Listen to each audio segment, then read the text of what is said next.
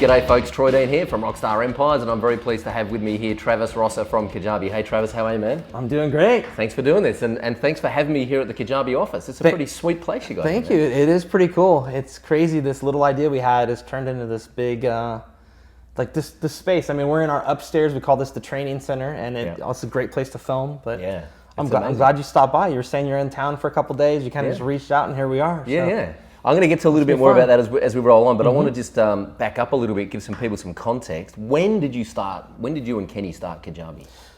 We started Kajabi in 2009, so it's been just over 7 years. Yeah, Wow.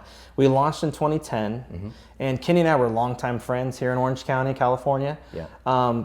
We knew each other for years, just in the software space. I did design, he did programming. We never really worked together, but we were friends, so we'd meet for lunch all the time, and then eventually we started doing some consulting projects together. And we always had this dream of one day building something together. And we didn't know what it was. It kind of just happened organically through trying different things. We eventually, Kenny had invented this kid's car wash. I don't know if you've ever heard the story. He invented this thing called Crazy Spray.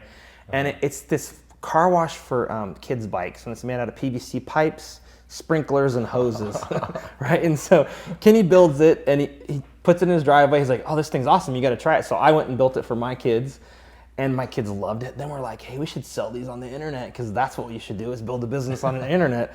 And then we're lazy. We're like, I don't wanna like cut these pipes, put them in boxes and ship them. Let's just shoot videos and teach people how to do it. And so way back then, this was in 2008, we built this thing, we put it on ClickBank, we got WordPress, got all the plugins, and here Kenny and I are programmers and designers, and it took forever to figure out. We literally at one point were like, what are we even working on anymore? We forgot. Then he gets it up, we got it going, made a couple $100 on ClickBank, and we were like, okay, that was fun, but maybe there's an easier way to build a platform that allows someone to share content, video content, and then monetize it. So the idea was born. So you literally, the whole scratch your own itch thing, that was literally why you started Kajabi. Yeah, and just seeing opportunity and seeing that it made us really excited. And then back then we had no connections. We didn't know anybody besides here in Orange County. You've got all the big companies like Google and like all kinds of internet startups are here. All these like cool companies like Taco Bell and Ford and all these big companies are here, and we've worked for those companies. But in the IM space, I didn't know anybody, like the Frank Kerns, the Brendan Burchards, the people we know now really well. And so using things like Twitter back then, I would hit them up, you know, they'd ask a question about something, like, hey, I can help, and literally just offered our time for free, and we slowly got to know them. And then as we pitched this idea in the end of 2009, the first customer was like, yeah, let's try it out. And so, 'cause that's how I discovered you guys. I bought Total Product Blueprint from Brendan Burchard, which was the first online course I ever bought, and to this day, the best $2,000 I've ever invested. That was a game changer for me. And through that, he introduced me to Kajabi. And then I was watching you and Kenny demo how to set up your site in Kajabi. So that was my introduction to Kajabi back in, I don't know, like 2010 when you guys probably first launched. So that was one of the questions I had is, how did you build those JV partnerships with all those guys? Because then, you know, then Jeff Walker had Product Launch Formula in Kajabi, and then it was like Andy Jenkins, and all of a sudden, all the big internet marketers that I was subscribing to were talking about Kajabi, and I was like, how did you guys form those relationships? It's no different than you getting in the door here today. You just reached out. I mean, I've always been the kind of person that if I needed to figure something out, I would ask someone. Even to when I grew up in this little small town here in California, farming town, and I would literally ask people I knew, like, how did you start this business? How are you doing this? And I just would always try to get those connections. And so when we had this idea for Kajabi, we're like, well, we need to meet these people. And out of just dumb luck and being foolish, you know, being hungry and foolish, the Steve Jobs thing, just kept reaching out. And then we always had this weird confidence about it, like, okay, one day this is gonna work. And to really make a JV work, you have to come providing something of value. Otherwise, they're just doing a favor for you. And it's almost like we did a complete favor for them first before we even asked for anything. And I don't know if we fully knew that those connections would be what launched us, but it was. It was like, you know, building a logo for them, or even back then fixing their WordPress site, ironically, because we built this because of our just frustration with WordPress. And here we are helping them fix their WordPress sites and doing things. And then we're like, hey, we're building this system. Do you guys want to put your courses on Kajabi for free? And so during that year in 2010, people were on the system like Annie Jenkins, and then Frank Kern, and then John Reese, and then Jeff Walker, and then Brendan Burchard. And before any customers are on Kajabi, the system has made millions of dollars already. And it was kind of like giving Tiger Woods your golf clubs, and then he goes and wins the Masters. And it was like, I want those golf clubs. Yeah. And again, it was just being hungry and foolish. You could think back like we had this great plan, but it was more like we just kept doing the next thing. And as we look back, we're like, okay, this is working. And then we put like Kajabi in the footer of all those sites. Yeah. And that would go to a landing page. And we built up what we now call a whisper campaign where, what was this? What was that? Okay, Kajabi. And then the name is so weird that people are like, oh, I need to figure out what this is. And by the time we launched in the fall of 2010, the demand was so pent up that it was insane. And thousands and thousands of people signed up on the first day. Wow. Which is a whole nother story of growing pains and fun. Yeah, we're going to talk a little bit about that. What's the name, Kajabi? So Kajabi is it's an Aboriginal word. It means to fly. Like they used to say like when they saw a bird or like eventually a plane. And so I used to work at the summer camp, and there's a game called Kajabi Can. Right. And in fact, we had the team play it at Christmas time. And Kajabi Can, if you guys are watching this, you've probably heard it. And it's this game where you have a trash can in the middle, and let's say you have a group of at least 10 people, okay? And every single person it's every man or person for themselves, and you're holding onto these little tiny ropes next to everybody in a circle around the can, and you can get out two ways: if you touch the can or if you let go of the rope. And so it's this weird tug-of-war, last man standing game. Wow. And I bought the name Kajabi 10, 15 years ago because I love the name. I was like, that's the coolest name ever. And Kenny and I are friends, and we built apps together. Like we built an online tuxedo shop together. We built an online Twitter game. And every time we're like, let's call it Kajabi. And then this time, Kenny was the one, he's like, let's call it Kajabi. And I was like, no, let's call it something with continuity or membership. But then the more we thought about it, we're like, let's call it Kajabi. And then as we researched the name again, and because we had to get it patented, and I'm like, well, we need to figure out exactly what does it mean exactly. And there was one definition, it could mean wind. And then when I saw the one where it was an old word that was used for flight and taking off, I was like, okay, that's pretty cool. Good.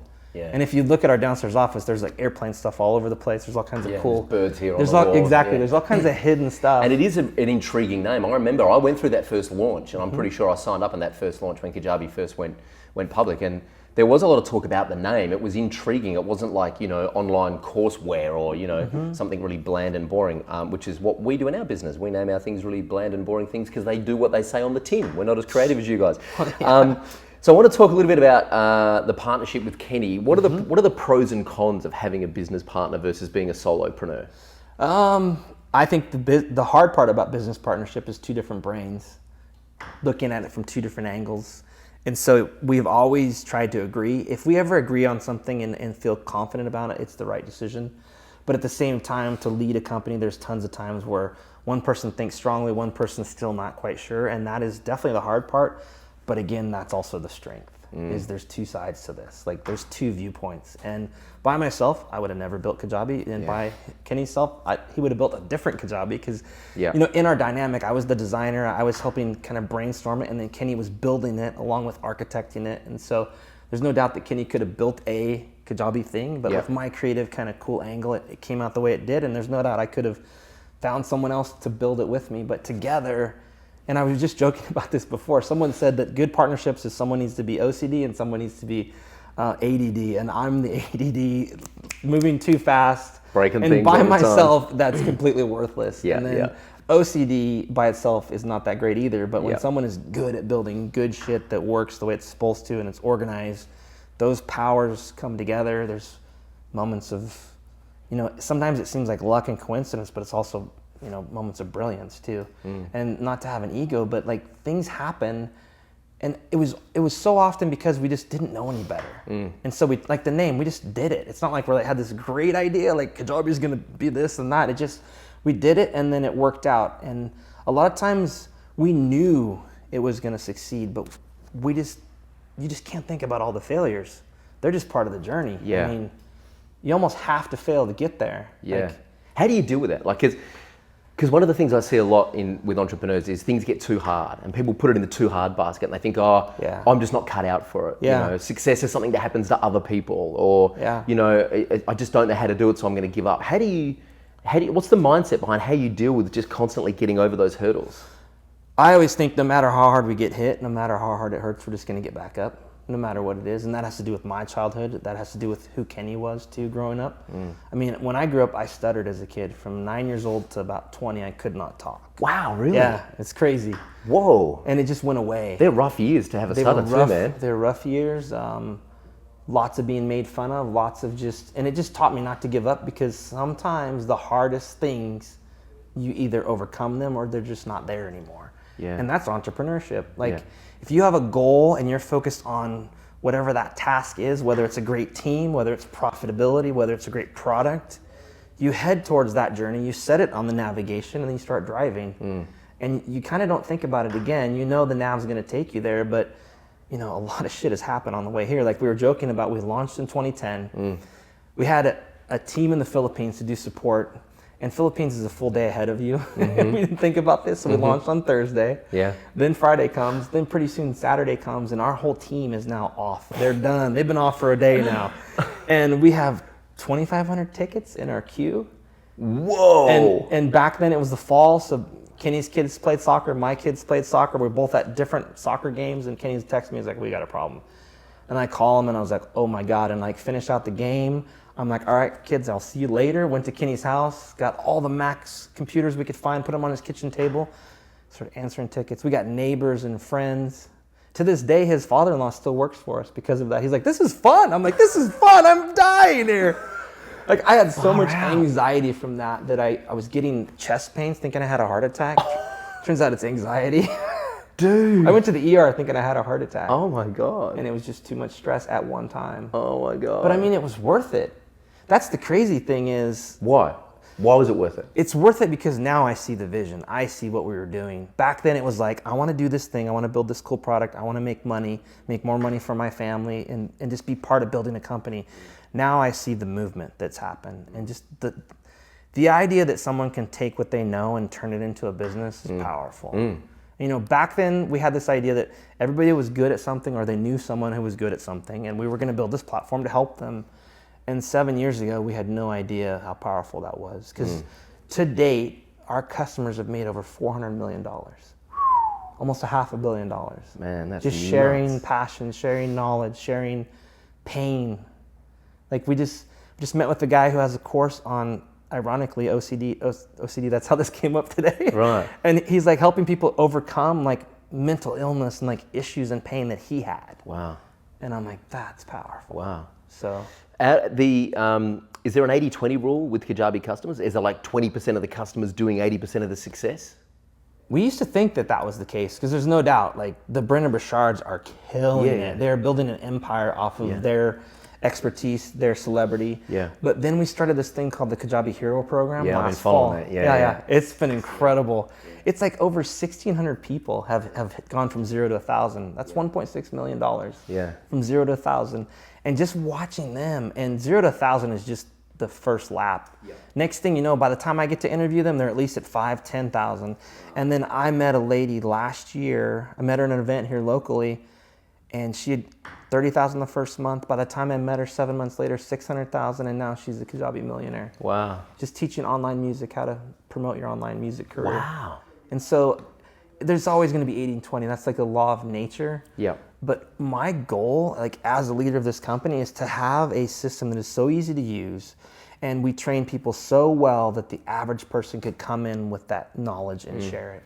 It's funny, I want to talk about that because we teach small business owners how to use the internet, right? And our background is in WordPress development. But my target market is always my wife, right? She's 34, she's a psychologist, she's got a podcast, she's got, a bunch of people in a private Facebook group. She's got 117 people on her MailChimp list. I'm like, babe, you've got to build an email list. That's right. And she's like, okay, how do I go build an email list? Can you help me set up an opt-in form and start building an email list? And I'm a WordPress guy, and I'm thinking, well, there goes the weekend. Yeah, sure. So recently I'm like, okay, if we're going to do this kind of teaching people how to use the internet thing, I need to find the easiest tools that my wife can use without bugging me for support. And so I revisited Kajabi. I went researching for the easiest way to set up a landing page with an opt-in form. I'm not even ready to sell a course yet. And I came back to Kajabi. And it's part of the reason I reached out to do this interview, because I've been a Kajabi user on and off for years, kind of played with it, never really kind of got, all in. But I've rediscovered it recently, built an opt-in form and a landing page in about half an hour. And I'm like, we can start collecting email addresses in 30 minutes. I know. Right? It's crazy. And I love WordPress, but that's going to take a lot longer than 30 minutes in WordPress. Sure. That's just the way it is. Sure. And it's evolved. Kajabi's evolved. It's not what it was in 2010. For sure. It's evolved a lot. That app we built is not the same. It's not. So one of the questions I have is you started this to scratch your own itch. Why do you get out of bed today? How has your why changed over the last 7 years? Yeah, I think back then it was about me building a better life for myself and my family by building a small business. And now I see that it's changing people's lives. And that is way bigger than me. It's way bigger than Kenny. It's way bigger than the things that stress me out. It's bigger than the arguments that Kenny and I might have as leaders. And it always brings us back to why are we doing this? And we're doing this because this has an opportunity to change people's lives. I mean, the things that inspired me as a kid, like I grew up in small town, farm town in California.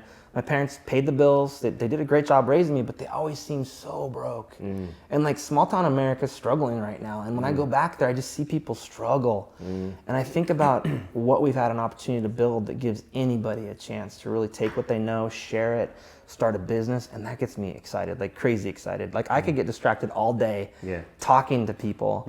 Like we just recently, I went back to Louisiana with some friends. We went fishing in the bayou and our fishing guide was like, awesomest guy ever. And at the end, he tells me, he's like, yeah, people pay me $300 to come hang out with me for the afternoon. I'll show them how I do everything.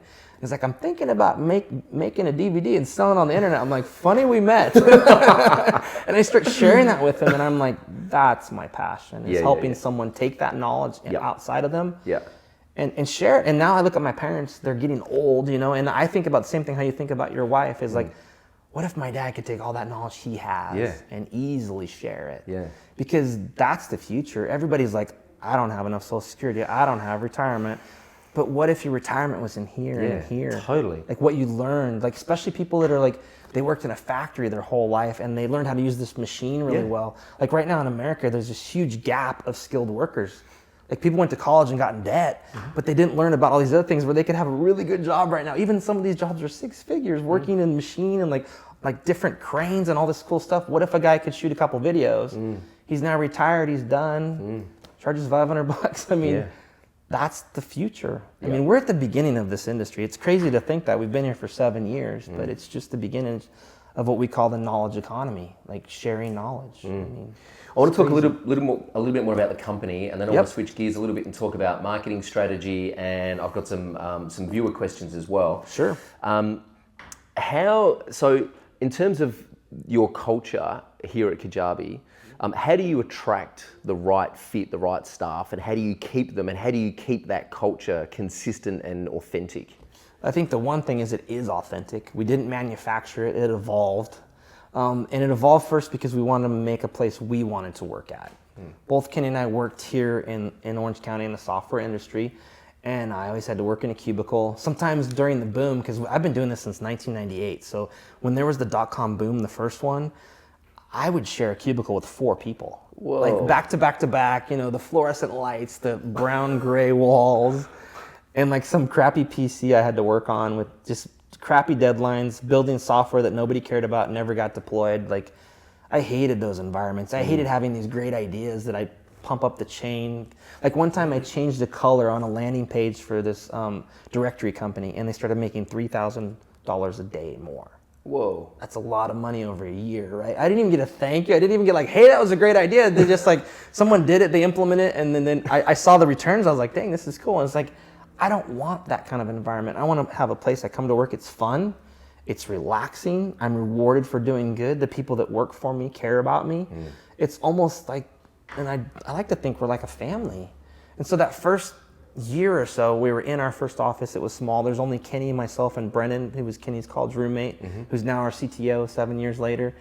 And it was just us back to back against the world to build this app. Yeah. And it was bloody, and it was hard to make it to that first beach, you know. Yeah. And we made it to that beachhead, and we grew the company from there, and then we celebrated where we were, and then we set the next buoy to go after, and we celebrated when we got there. And I think it's about that. It's about celebrating the good.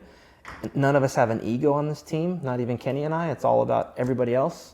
If something happens, like the trash needs to be emptied, I'll go empty the trash. If someone needs help, I'm going to help. I'd rather have people here that are going to help others than say, hey, you should do that, or you screwed up, or this is broken. I mean, we've had things where the code has gone down because one person made a mistake, and we don't even, people just roll up their sleeves and we fix whatever happened. Yeah, shit happens, Yeah, and I think just like how we built this company from scratch, coming from a cubicle to building a multi-million-dollar company, I want everybody on my team to grow to wherever they need to go. Yeah. Everybody that's high level in our company was at a lower position, whether it was here to answer support tickets and now they're coding, or Andy, who was an intern and worked for free for 6 months, to the point where he's like, I want to learn how to code. We're like, okay, and he just sat there every day. He had like a normal job at 3 o'clock, he'd come in every day, and then pretty soon he was like deploying code. His name was on all these different codes. I'm like, Kenny, we probably should pay him. Like, I just love that, wanting to be part of this team to build something bigger. Yeah. I mean, how big is your team now? 25. Wow. 25. And all here in Orange County? All here in Orange County. One person works from home, and then 4 in the Philippines right now. Well, and they do support in the Philippines? Support, yeah, like our live chat and our support. We have support here too, so both places. Couple of questions. We've got staff in the Philippines. A lot of the people watching this will have staff either in the Philippines or Vietnam or somewhere not in the same building, might be down the street. How do you manage the communication there? What are some of the tools you use to manage that? We've made a lot of mistakes. At first, when we first started, I talked about the timing mistake and how that messed us up. We also created a really big team there at first, and it got too big, and we felt like we were 2 different teams. And I remember back then we had kind of our main guy, Omar, over there kind of say, okay, who are the best? And then everybody else we kind of laid off. We started over, and from there we built that team. And we have this thing called Slack, which is communication, and they're in there all the time. Some of our team have gone over to visit them. I want to go visit them. I think that'd be cool. We try to do video chats with them when we can. We give them props whenever we can. We just try to keep them as included as we can. It gets hard sometimes. We try to, have you ever seen there's a little bot where it's like a little robot thing, you put an iPad in it, and it has like a little gyro like scooter thing at the bottom, and it can drive around the office. So we've had remote people log in that way. I was in Africa once and I did that. I logged in. Cool. It was really cool. Awesome. Yeah. Okay, a couple of questions from the audience.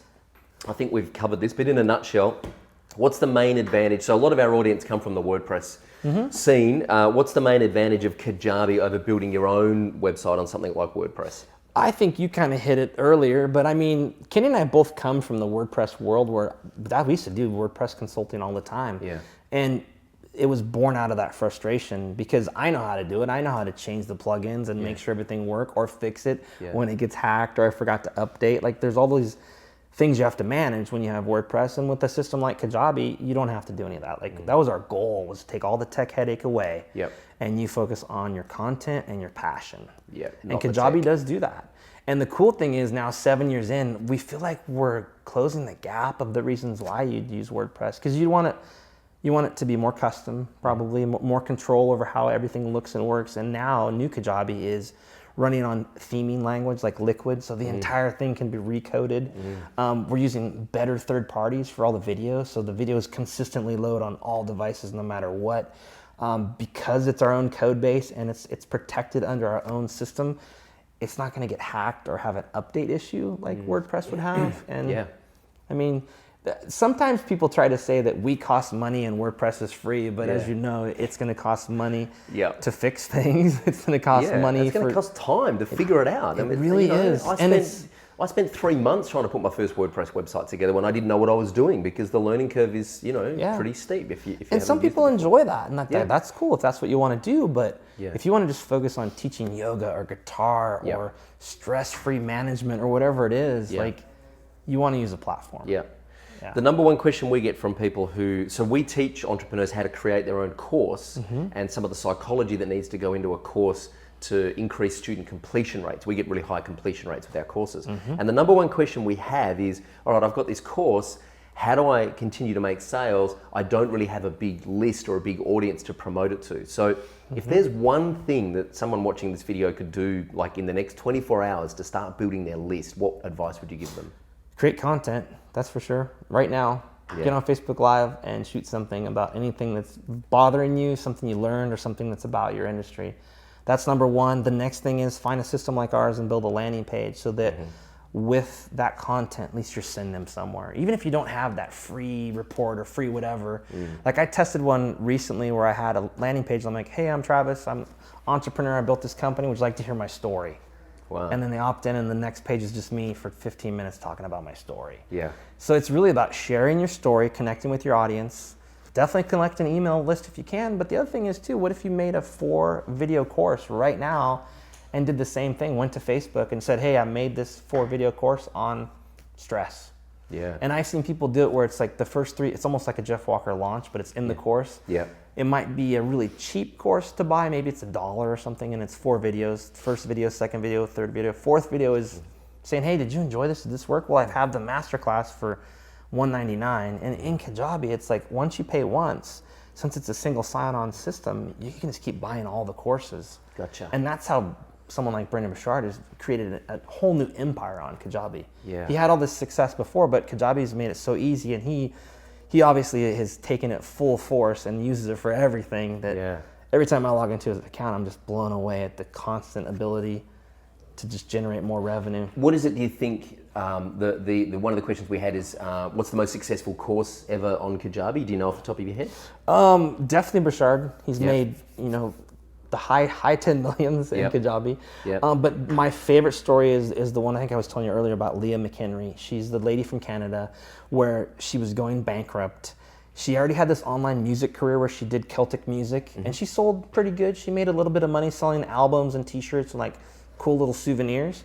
And then people would ask her, how are you promoting your business? How are you doing this? And she's like, oh, I'll make an ebook.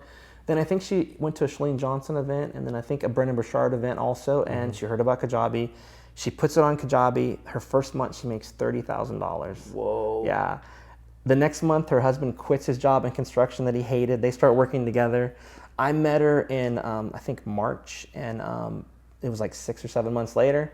She's like, my marriage has gotten better. At this point, she'd made like $600,000, and then eventually she made over $1 million. Wow. And now she's made beyond that. That's amazing. So you're talking a Kajabi millionaire from scratch. That's awesome. Over just following your passion and hustling. And how do people at that level reach their audience? It's just constantly putting out good content, positioning yourself as an authority. Real focus too. Right. I mean, think about her niche is this thing. It's pretty hard not to try to go after everybody. Yeah. You got to niche down as much as you can. And I think if you really think about what you're teaching, it becomes more obvious. Like I always say, it's not just golf, it's left-handed golfers, and it's not just that, it's left-handed golfers getting out of a sand trap. Yeah. Start there, perfect that. And ironically, people don't get it because like, well, that's a smaller list. I'm like, that's the point. Like the other best one we have is the lady who teaches how to win this international photography contest. There's only 5,000 potential customers. Wow. Not everybody's on her list. She's made like $60,000 teaching how to photo touch your images, how to present, and how to win this competition. Wow. And like, that's what it's all about. Yeah. And what you learn in just serving a very small audience, if you've never done this before, you're going to learn a heap about how to communicate with that market, what they respond to, what triggers they've got. You're going to learn about your product and about yourself as an entrepreneur. And the lessons you learn there, you can duplicate and you can scale as your audience starts to get a little bit wider. You can then broaden the niche. Like with the golfing, you could eventually hit all of golfing if you did it right. A smaller niche, you're going to get to know better. They're going to communicate with you, and they're going to tell you what they want. And it's easier to become the go-to person in a smaller niche than it is to go up against someone like Brendon Burchard in the kind of expert niche because he owns that. But he didn't start there. He started a lot smaller. He started a lot smaller, exactly. What would you? A couple of other questions from our audience. Are you going to integrate quizzes and gamification, like badges and leaderboards and stuff? Quizzes for sure. I want to do more and more quizzing because I want to make it to where you can prove I've gone through this and I've learned. Yeah. There's no doubt that's where we're heading. We use Wistia for all the content, the video service. So you can now, as a Kajabi course creator or product creator, you can see progress. So you can actually see this person's watched these videos, they've watched all these videos. So the long-term plan is to take that data and then have the course react to it. Like, oh, you've watched all 5 videos. Boom, here's a new module available. Or here's a 50% coupon available. So it's really about not just gamification, but motivation to complete and like encouragement that this knowledge is being transferred to them. Constantly thinking about how can we do that. We don't want to just follow trends. We want to look at what's happening and try to see if we can not just create the trend, but really satisfy that need. What's happening in mobile e-learning?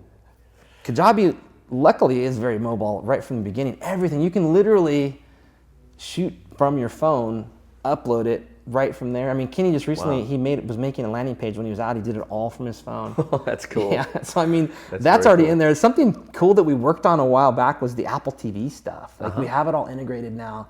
We haven't got too many beta customers in there, but the concept is a Kajabi course can be easily moved over to the Apple TV. Whoa, language. Really? That's interesting. Yeah, so we're testing that out because to me that's like the ultimate life cycle of like this industry started with, oh, I'm going to get a DVD and put it in my television and watch it. Yeah. Now nobody has DVDs. Yeah. And now because of Apple TV, you're sitting there and you're watching it again. And so much of the content is consumed better sitting down and relaxing. Yeah, totally. Whether you're taking notes or whatever it is. Yeah. Or like we have a lady that does Pilates, and like in the living room you can now watch that course right on the television. That's cool. I might sign up to be a beta customer. Reach out to us. We'll get you on there for sure. A couple of final questions. What's the one thing you would like to tell Travis 5 years ago? I think just that it's going to work out. Yeah. There's so many times. Chill out. Don't sweat the small stuff. It's going to work out. It's going to be fine, there's just so many times that I just wondered if we were doing the right thing because it gets so hard. Yeah. There's so many blessings, but there's so much burden when you're here running it and making sure, because there's two factors we look at in all of our decisions. How does this affect customers and how does this affect our team? Everything from hiring to firing to doing promotions to how we live our lives outside these walls. Like everything has to do with that. And there's been a lot of times when I'm just like, are we going to make it? But I'm like, yeah, you're going to make it. And if you don't, it's okay because where you're heading is where you were supposed to go. Yeah. Like I just remind myself that, I think. And take more chances for sure.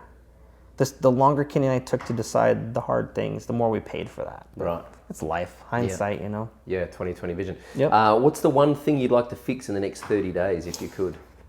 But I'm always want to fix better onboarding. I want someone to get from $0 to $1,000 as quickly as possible. The better we can do it, allowing someone to join Kajabi and see the success path, the better it is for them. And so every day I think about that.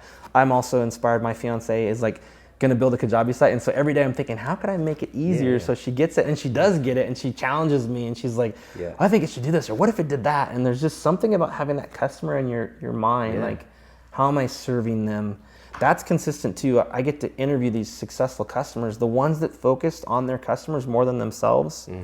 They all succeed. 100%, absolutely. Yeah, it's one of my favorite rants is people that start off in the entrepreneurial space and they're in this mindset that I need clients, I need to get money, I need to do this, and it's all about them. Like, get out of your own head and go and talk to your customers and understand what your customers need and what their pain Nothing wrong points with saying, are. will I make money from this? Because that's important. Of course. But after that, it's how am I serving them? Yeah. Because otherwise, why would they pay you any money? You guys do drip-fed content? We do. Because I'm a big fan of actually pre-selling a course, having only made module 1.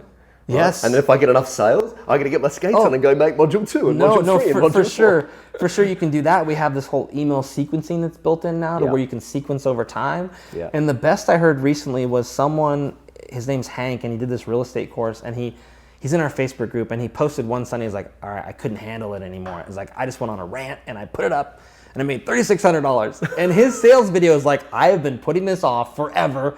I am starting this course on Monday. Module 1 will be ready by Monday. And then and he promised, I'm gonna do this. And then he had this accountability. And then he said, all he did was he took all the questions that started coming in, and those were the next modules. Correct.